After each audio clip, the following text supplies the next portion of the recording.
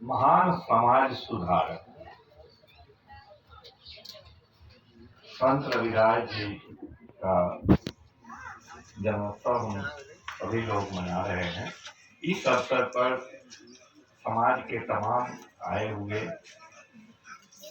बुजुर्गों, नौजवानों, माता बहनों, मुख्य अतिथि सभी लोगों को कोटि कोटि धन्यवाद।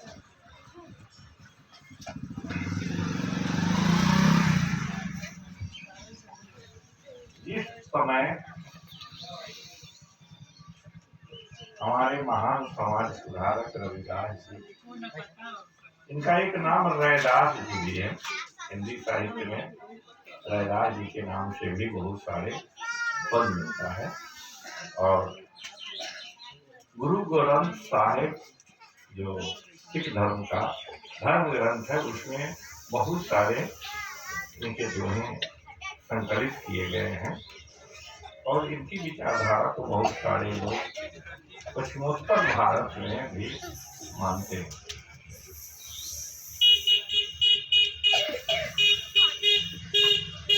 जिस पीरियड में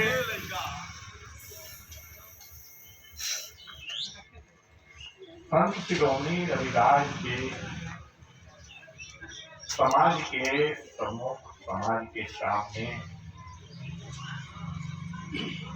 अपनी विचारधारा को रख रहे थे, उस पीरियड में इस समाज में काफी सामाजिक भेदभाव था, चरम पर था। आज से 50 साल पहले ही अभी जो बुजुर्ग लोग हैं वो अनुभव करते होंगे कि क्या स्थिति थी। अनुमान कीजिए कि अभी से करीब करीब 1400 ईस्वी के आसपास जब हुए थे, तो मानिए कि 800 बरस पहले और क्या स्थिति समाज की रही होगी। और उस पीरियड में रविदास जी हुए और उस समय सबसे बड़ी विडंबना थी कि बहुजन लोगों को शिक्षा का कोई अधिकार नहीं था, नहीं पढ़ने दिया जाता था। गुरुकुल व्यवस्था थी, विद्यालय की कोई व्यवस्था नहीं थी, गुरुकुल व्यवस्था थी, गुरु के यहाँ लोग पढ़ते थे। तो बहुत सारे लोग सवाल करेंगे कि रविदास जी कैसे पढ़ ली। यह एक बहुत बड़ा सवाल हो जाएगा कि रविदास जी को कैसे शिक्षा प्राप्त हो गई, इनको किसने पढ़ा दिया। तो उस पीरियड में अभी जो बनारस है, काशी नाम से प्रचलित था, तो उस काशी नगरी में एक महान संत हुए थे और उनका नाम था रामानंद स्वामी। और रामानंद स्वामी वैष्णव धर्म प्रचारक थे और उस पीरियड में ब्राह्मण जाति से थे और दक्षिण भारत से आए। उन्होंने बहुत दिन शिक्षा प्राप्त किया। उनके गुरु ने कहे कि आप ऐसा करो कि तुम भारत भ्रमण करो एक बार।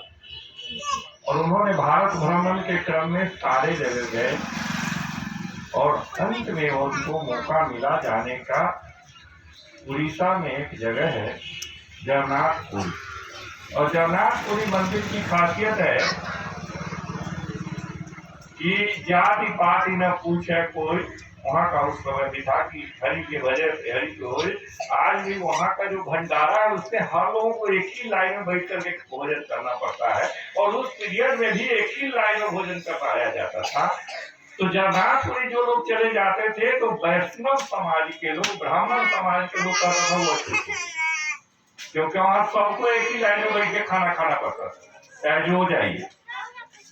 और वहां से आने के बाद वो अपने गुरु के यहाँ जब आए तो रामानंद स्वामी से पूछे उनके गुरुजी कि आप कहाँ घूमे। उन्होंने कहा कि मैं फलाने जगह इतना घूमा और जगन्नाथपुरी भी गया था और मैंने अपने जीवन में जगन्नाथपुरी की जो रीति है उससे बेहतर मैंने कहीं नहीं पाया, क्योंकि वहाँ पर मानवता की सेवा होती है, वहाँ मानव मानव है, वहाँ कोई ऊंच नीच की भेदभाव नहीं है। इसलिए हमें सबसे अच्छा जगन्नाथ।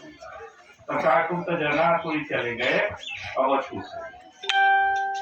और उस पीरियड में उनके जो आश्रम था वहां से रामानंद स्वामी को निष्कासित कर दिया गया कि तुम इस बनारस शहर में नहीं रह सकते क्योंकि तुमने सबके साथ खाना खाया। एक ब्राह्मण परिवार में जन्म लेने वाले को भी बनारस शहर से निकाला गया और गंगा के दूसरी ओर जाकर उन्होंने अपना आश्रम की स्थापना किया और कहा कि देखिए हम ब्राह्मण धर्म से निकलना पसंद करते हैं, लेकिन इस संसार में जो मुझे ज्ञान की प्राप्ति हुई है कि हर मानव एक है, यह मैं सब दिन करता रहूंगा और इस चीज को नहीं छोड़ूंगा। और उसके बाद उन्होंने कहा कि मैं तमाम लोगों को शिक्षा दूंगा और वही जो थे रामानंद स्वामी, उन्हीं के आश्रम में कबीर साहब, रविदास साहब, दादू दयाल तमाम लोगों को शिक्षा ग्रहण कराया गया। और उस आश्रम से निकला हुआ जो भी महान संत हुए उन्होंने भी यही नारा दिया था। और आज भी बनारस के गंगा नदी के दूसरे तरफ जो रामानंद स्वामी का आश्रम है, वहाँ किसी भी जाति और किसी धर्म के लोग, मुस्लिम भी यदि जाएंगे तो उनको एक के लाइन में बैठ के खाना खिलाया जाता है आज भी, लेकिन ब्राह्मण नहीं जाएंगे, कहते हैं कि तो ब्राह्मणवादी जो व्यवस्था थी उसमें यदि उनके व्यक्ति भी, ब्राह्मण भी यदि सत्य बोलता था तो उन्हें सजा दी जाती थी, समाज से निकाल दिया जाता था, हत्या भी कर दिया जाता था। सत्यार्थ प्रकाश के एक रचयिता हुए हैं और जानते होइएगा दयानंद स्वामी, दयानंद जो स्वामी हुए हैं तो उनको भी क्या किया गया था कि एक ब्राह्मणों के द्वारा शीशा पीस के दूध में मिला के पिला दिया। तो एक विचारधारा होती है, कोई भी लेकर के चलता है। तो उस पीरियड में एक बहुत बड़ी क्रांति हुई समाज में, सामाजिक क्रांति। उनकी अगुआ थे हमारे संत शिरोमणि रविदास जी और कबीर साहब। कबीर साहब, संत रविदास जी, तमाम लोगों की विचारधारा एक थी। तमाम लोगों ने कहा कि सभी जो लोग हैं वह सम है, बराबर है।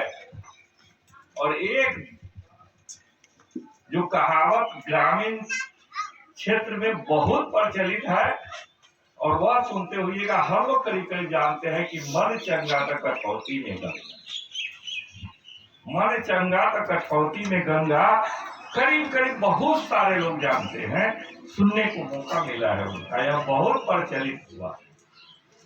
और मनुवादियों ने इसका विवेचन दूसरे ढंग से कर दिया। रविदास जी के बारे में तो ऐसे ऐसे भ्रम पैदा कर दिया लोगों ने, कहा कि वह छाती चीर के जनौ निकाल के दिखाए, गंगा जी के कठौती में लेके ला दिए।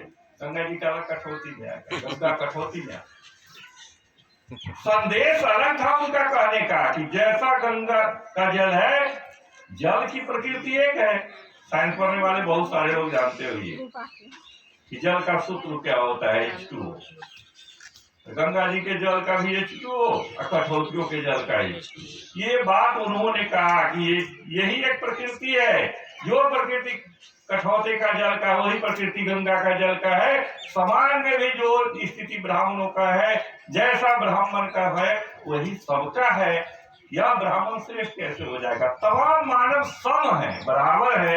यह बात उनका कहने का उद्देश्य था। उन्होंने गलत ढंग से विवेचना कर दी, चमत्कार दिखाने लगा कि कठोरता में से निकाल देते थे कंगना, गंगा जी मिलते थे, पानी में से आदमी निकलता है। बिल्कुल कोई वाली बात, ऐसी कोई बात नहीं है, कभी नहीं है। चमत्कार कभी नहीं हो सकता कि पानी आदमी बन जाए, पानी आदमी बन जाए, यह चमत्कार कभी भी नहीं हुआ।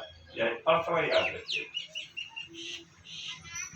और ऐसे भिन्न भिन्न ढंग से क्यों ऐसा किया गया, क्योंकि समाज में बहुत ही तेजी के साथ समाज में सुधार हो रहा था। हमारे समाज के लोग जागरूक हो रहे थे और उन्होंने कहा कि जितने भी उस समय जो जाति प्रथा बड़े पैमाने पर था, तो इन्होंने कहा कि सब बराबर हो, सब लोग एक ही जो हो। हमारे समाज के कबीर साहब और हमारे संत रविदास जी। तो इस धारा को कमजोर करने के लिए, इनको दबाने के लिए तब शुरुआत हुई थी। क्योंकि जो लोग भी पढ़े हुएगा कबीर साहब के साखी वगैरह, चाहे जो मिला होगा पुस्तक, रविदास जी की भी बहुत सारी पुस्तकें जो है न के बराबर जल्द मिलता है, सब देखिए। और इनकी लिखी हुई जितने भी पुस्तकें हुई या जो संकलन छोटा छोटा मिलेगा, कहीं पर कोई भेदभाव नहीं है, ऊंच नीच का जो भाव था यह नहीं मिलेगा, सब में सब भाव मिलेगा। और इनके द्वारा जितनी भी रचना की गई उसमें कहीं भी तलवार की चर्चा नहीं सुने हुई है। कबीर साहब के दोहे और संत रविदास जी के दोहे में तलवार लिखा हुआ कहीं नहीं मिलेगा, गदा लिखा हुआ नहीं कहीं मिलेगा, तीर धनुष लिखा हुआ कहीं नहीं मिलेगा, और किसी एक दूसरे आदमी को मार पीट की चर्चा नहीं मिलती।